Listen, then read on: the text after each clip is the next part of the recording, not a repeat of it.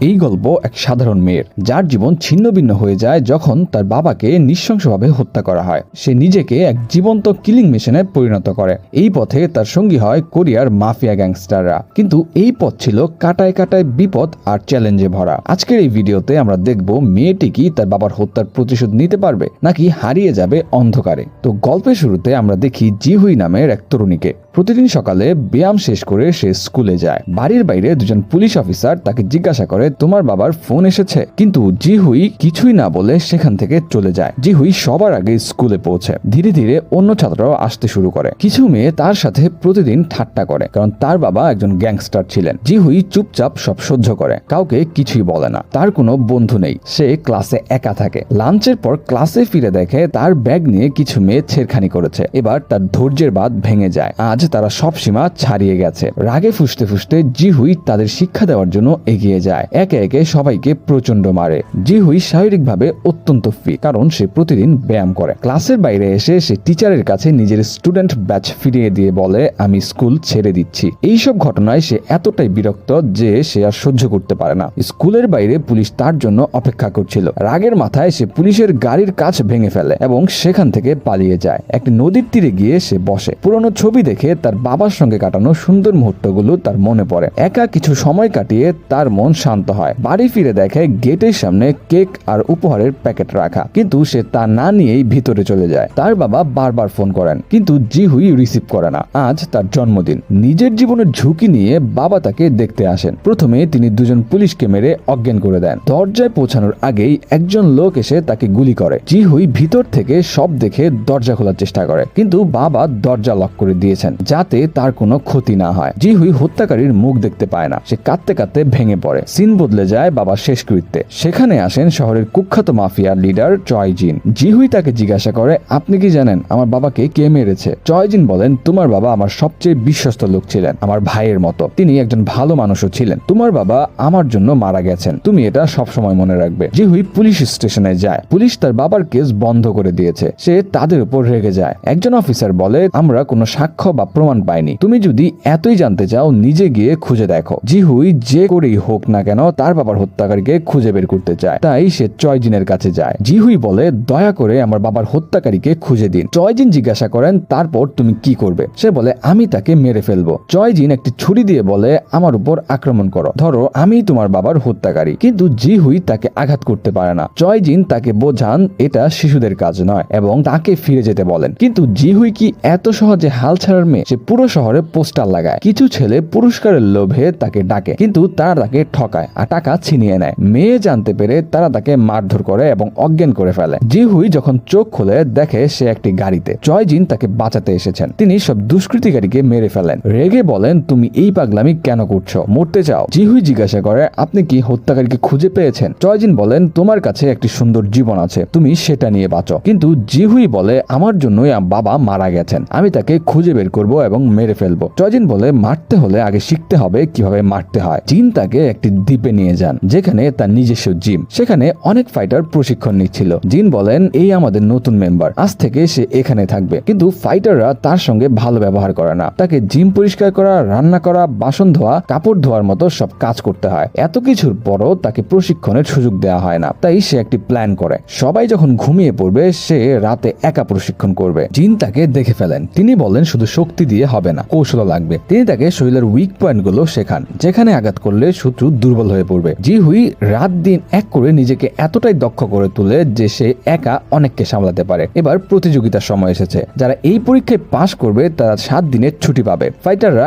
একে অপরের সঙ্গে লড়তে শুরু করে। জিহুইয়ের কঠোর পরিশ্রম ফল দেয়। তার লড়াই দেখে সবাই হতবাক। এত অল্প সময়ে কিভাবে সে এত দক্ষতা অর্জন করলো? পুরো জিমে নিস্তব্ধতা ছড়িয়ে পড়ে। জিহুই সবাইকে হারিয়ে প্রতিযোগিতা জিতে নেয়। কিন্তু কিছু ছেলে এটা মেনে নিতে পারে না যে তারা একটি মেয়ের কাছে হেরেছে। এটা তাদের জন্য অপমান। তারা প্রতিশোধ নিতে জিহুইকে নেশা জাতীয় কিছু খাইয়ে অজ্ঞান করে এবং তার সঙ্গে জোরপূর্বক দুর্ব্যবহারের চেষ্টা করে। কিন্তু জিহুই তাদের উপর আক্রমণ করে মারতে শুরু করে। এই খবর চয়জিনের কাছে পৌঁছায়। তিনি তাদেরকে শাস্তি দিয়ে বলেন, আমি জানতাম একদিন তুমি এমন পরিস্থিতির মুখোমুখি হবে। এদের মতো মানুষের জন্য অনেক মেয়ে ভয়ে জীবন কাটায়, কিন্তু এখন তুমি প্রস্তুত এদের শিক্ষা দিতে। তিনি তাকে একটি রেস্তোরাঁয় ডাকেন এবং বলেন, আমরা জানতে পেরেছি তোমার বাবাকে হত্যার জন্য পুলিশের বন্দুক ব্যবহার করা হয়েছিল। তিনি জিজ্ঞাসা করেন, তুমি কি সত্যি এটা করতে চাও? জিহুই বলে, হ্যাঁ, যাই হোক আমি তাকে খুঁজে বের করব। চয়জিন বলেন, আজ থেকে তুমি মৃত, এখন তোমার নতুন জীবন শুরু। তারা জিহুইকে নতুন পরিচয় দেন, বলেন, আজ থেকে তুমি আমাদের গ্যাংয়ের সদস্য, তাকে খুঁজে বের করো আর মেরে ফেলো, আমরা তোমাকে সব সময় বাঁচাবো, কিন্তু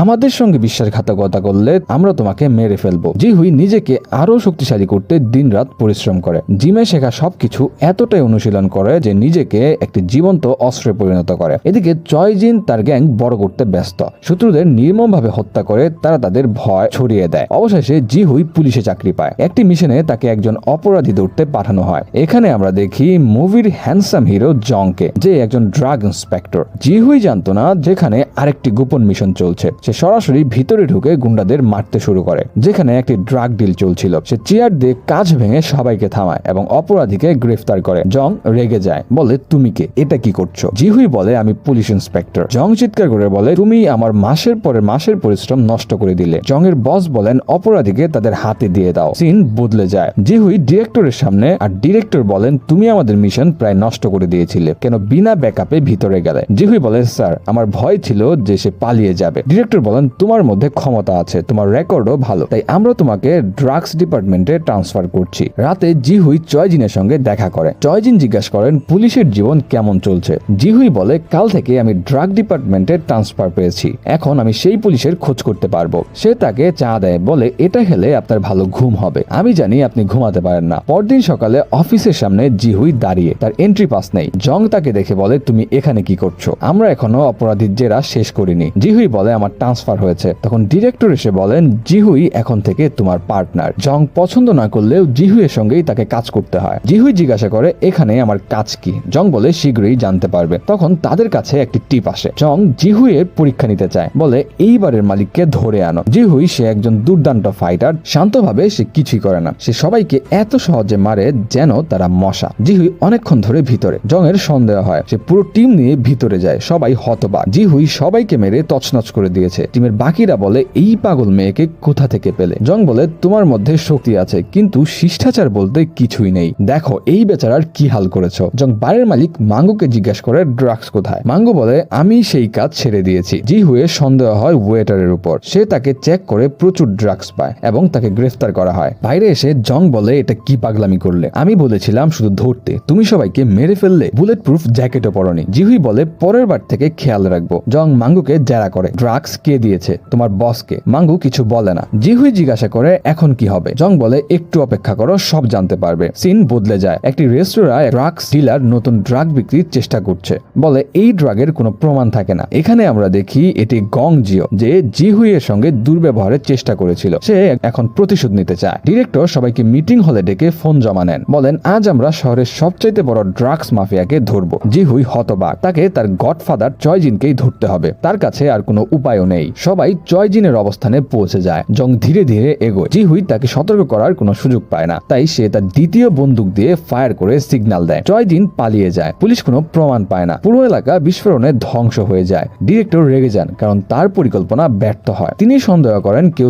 তথ্য ফাঁস করে দিয়েছে। সবার বন্দুক চেক করে দেখেন কেউ ফায়ার করেনি। চয়জিনের বিপদ তখনও শেষ হয়নি। গংজিও তার জিমে হামলা করে। তার গুন্ডারা সব সদস্যকে নৃশংসভাবে মেরে ফেলে। রক্তের নদী বয়ে যায়। পুলিশ এলেও কোনো প্রমাণ পায় না। জং বলে, এত ক্যামেরা কিছুই কাজ করছে না। আশেপাশের লোকজন কিছু বলে না। চংজিং গংজিওর হামলায় ক্ষুব্ধ। সে প্রতিশোধ নিতে চায়। তার লোকজনকে গংজিওর খোঁজ করতে বলে। একজন সদস্য গাড়ির ড্যাশ ক্যাম ফুটেজে একজনের ছবি পায়। তারা জানতে পারে এই লোকটি চয়জিনের গ্যাংয়ের সাবেক সদস্য ছিল, যাকে খুনের জন্য বহিষ্কার করা হয়েছিল। ডিরেক্টর বলেন, আমরা কিছু করব না, দুই গ্যাংকে লড়তে দাও, যে বেঁচে থাকবে তাকে আমরা গ্রেফতার করব। জিহুই চয়জিনকে জানায় যে পুলিশ আপনাকে ধরতে চায় না, আপাতত কিছুই করবেন না, আমি গংজিওর খোঁজ করছি। ডিরেক্টর মাঙ্গুকে ছেড়ে দেওয়ার নির্দেশ দেন। জিহুই গোপনে তদন্ত করে। জং তার পিছনে। জং দেখে জিহুই অনেকের সঙ্গে দেখা করছে। সে জিজ্ঞাসা করে, তুমি কি করছো? জিহুই বলে, শহরে নতুন ড্রাগস এসেছে, কেউ পাত্তা দিচ্ছে না, তাই আমি একাই এটা তদন্ত করছি। জং বলে, তোমার নিশ্চয়ই কোনো উদ্দেশ্য আছে, বলতে না চাইলে ঠিক আছে। তারা মাঙ্গুর পিছনে। দেখে সে একটি গ্যারেজে গংজিওর সঙ্গে দেখা করছে। গংজিও তাকে বিনামূল্যে ড্রাগস দেয়। জং এর সন্দেহ হয়, কারণ সেখানে গংজিওর কোনো লোক ছিল না। গংজিও সব জানতো। সে তাদের ধরতে গুন্ডা পাঠায়। জিহুই আর জং লড়াই করে। করে কিন্তু হেরে যায়। গুন্ডারা সংখ্যায় অনেক। গংজিও জিহুইকে বলে, আমাকে মনে আছে তোমার জন্য আমার এই অবস্থা, এখন আমি কাউকেই ছাড়বো না। সে তাকে নির্যাতন করতে শুরু করে। এদিকে চয়জিন একটি রেস্তোরাঁয়, আর সেখানে গংজিওর লোকজন হামলা করে। চয়জিন একাই সবাইকে মেরে ফেলে। গংজিও ফোন করে বলে, তুমি অনেক লুকিয়েছো, কিন্তু আমি তোমাকে খুঁজে পেয়েছি, এখানে না এলে আমি জিহুইকে মেরে ফেলবো। জং এর ফোন বন্ধ দেখে টিম তার শেষ অবস্থান খুঁজে বের করে। গংজিও জিহুই আর জংকে গাড়িতে লক করে ডিসমেন্টাল মেশিন চালু করে। তাদের মৃত্যু নিশ্চিত, তারা অজ্ঞান। হঠাৎ চয়জিন তার গাড়ি দিয়ে মেশিনের সুইচে ধাক্কা মারেন, মেশিন বন্ধ হয়। পুলিশের আওয়াজ শুনে তিনি জিহুইকে বলেন, যাও। পুলিশ এসে তাদের বাঁচায়। হসপিটালে জিহুইয়ের অবস্থা দেখে জং ক্ষুব্ধ। সে শহরের সব অপরাধীকে ধরতে শুরু করে। জং গংজিওর খোঁজ করে। ডিরেক্টর চয়জিনকে হুমকি দেন, যদি আমার অফিসারের উপর তোমার লোকজন হামলা করে থাকে আমি কাউকে ছাড়বো না। তিনি চয়জিনের গাড়ি দেখে সন্দেহ করেন। দুই টিমই গংজিওর পিছনে। গংজিও ভয় পেয়ে ডিরেক্টরকে ফোন করে বলে, আমি আত্মসমর্পণ করব, আমি চয়জিনকে ধরিয়ে দিতে পারি, তবে আমাকে ছেড়ে দিতে হবে। জিহুই মাঙ্গুকে হুমকি দিয়ে গংজিওর অবস্থান জানতে পারে এবং চয়জিনকে তা জানিয়ে দেয়। চয়জিন তার গ্যাং নিয়ে গংজিওর অবস্থানে পৌঁছায়। দুই গ্যাংয়ের মধ্যে তুমুল লড়াই শুরু হয়। পুলিশ সেখানে উপস্থিত, কিন্তু ডিরেক্টর বলেন, লড়তে দাও, অনেকে মারা যায়। তখন ডিরেক্টর সবাইকে গ্রেফতারের নির্দেশ দেন। গংজিও ধোকায় চয়জিনকে আহত করে। জিহুই তাকে বাঁচাতে ছুটে যায়, বন্দুক তাক করে। গংজিও বলে, তুমি কিছুই জানো না, যার পাশে আছো সে তোমার সবচেয়ে বড় শত্রু। জিহুই তার কথায় কান দেয় না। গংজিও আত্মসমর্পণের জন্য প্রস্তুত, কিন্তু জিহুই জানে সে ধরা পড়লে পুলিশ সব জানতে পারবে। জং এসে বলে, বন্দুক নামাও, তাকে গ্রেফতার করো। কিন্তু জিহুই গংজিওকে গুলি করে মেরে ফেলে। তার সত্যিটাকে পুলিশ জানতে পারবে। গংজিও কার কথা বলছিল? জিহুইয়ের বাবার হত্যাকারী আসলে কে? এই রহস্যের উত্তর আমরা জানবো পরবর্তী পর্বে। ভিডিওটি ভালো লাগলে লাইক এবং সাবস্ক্রাইব করুন। দেখা হবে পরের কোনো ভিডিওতে।